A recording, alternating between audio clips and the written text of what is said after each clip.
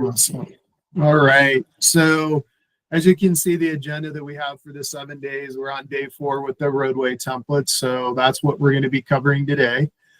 So with that, we're going to go over template library and setup, some naming conventions, creating templates, and then also we'll be looking at display rules and switches, looking at end conditions, so a couple of different things with that, and then also target aliasing setup, and probably a little bit of a different method with that. I saw a couple on here we've probably gone through this together, but it'd be a good review, I think, for those folks. So with the template library and template setup, so as far as the best practices go, what we really want to get at, and you can see there's some Lego pieces on here.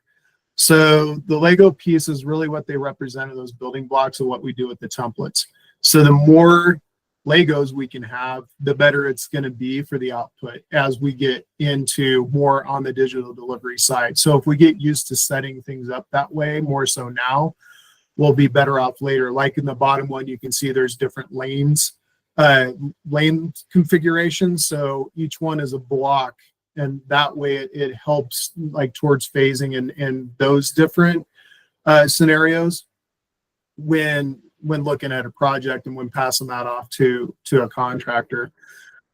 And then at the upper part, you see end conditions, and those are some of the things we'll go over with looking at, like a pavement condition. You see at the bottom, end condition, how those tie together, also utilizing those what we call switches and identifying some rules. And then we're also going to go over some naming conventions on points and those items, and those will be some of the things that we'll be updating through the CAD manual and digital delivery manual.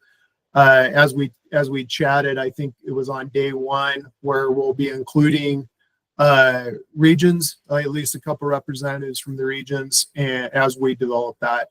So with the best practices on the roadway templates, as I discussed those things, and Jeff and Matt and Jordan will also be going over best practices as we go through this. We're going to try and cover as much as we can in the 4 hours. I think, as all of you know, if we tried to cover everything, we'd be here for like 2 or 3 days.